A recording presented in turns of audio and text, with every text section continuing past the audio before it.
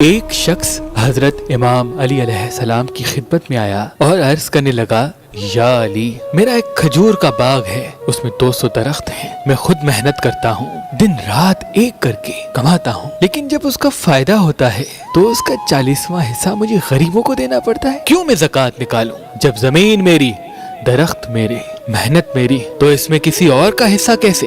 بس یہ کہنا تھا تو امام علی علیہ السلام نے فرمایا، اے شخص، یہ زمین اللہ کی ہے، اس زمین کا خالق اللہ ہے، بتاؤ کیا تمہارے پاس اللہ کی سند ہے کہ یہ زمین تمہاری ہے؟ اس نے کہا، میرے دادا پر دادا سنبھالتے تھے۔ امام علی نے فرمایا، اللہ نے جب آدم کو بھیجا تو بغیر کسی سند کے بھیجا، اس زمین پہ تمام انسانوں کا حق برابر ہے، کوئی زمین کسی کی نہیں، بس انسان زمینوں پہ قبضہ کر لیتے ہیں اور پھر اللہ کی زمین کو اپنی جاگیر سمجھتے ہیں۔ بتاؤ، جس سورج کی روشنی سے زمین سے نکلے ہوئے درخت اگتے ہیں، پکتے ہیں، کیا اس سورج کی روشنی بھی تمہاری ہے؟ وہ نظریں جھکانے لگا۔ امام نے فرمایا، بتاؤ، جو پانی تم درخت کو دیتے ہو، کیا وہ پانی بھی تمہارا ہے؟ وہ شرمسار ہونے لگا۔ امام نے فرمایا، اے شخص، یاد رکھنا،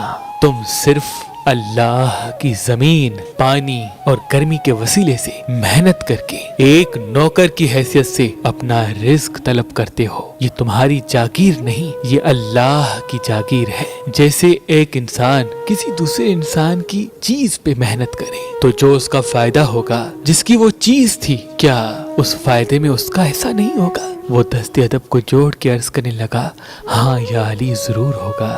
تو امام علی نے فرمایا، اے شخص، تبھی اللہ نے زکوٰۃ رکھی ہے تاکہ جو تم اللہ کی زمین پہ یا اللہ کی نعمتوں سے کماؤ، اس میں سے اللہ کے حقیر بندوں کی مدد کرو، یہ سوچ کر کہ جس وسیلے سے تم کماتے ہو وہ سارے وسائل اللہ کے ہیں اور اس مال پہ اللہ کے حقیر بندوں کا حق ہے۔ جب تم اپنے مال کا 40واں حصہ دو گے تو تمہارا ضمیر مطمئن ہوگا۔ یاد رکھنا، اس زمین پہ اناج، پھل، ہر ایک نعمت پہ سب انسانوں کا حق برابر ہے، بس کچھ انسان محنت نہیں کرتے تو کچھ انسان دوسرے انسانوں کا حق غصب کر لیتے ہیں۔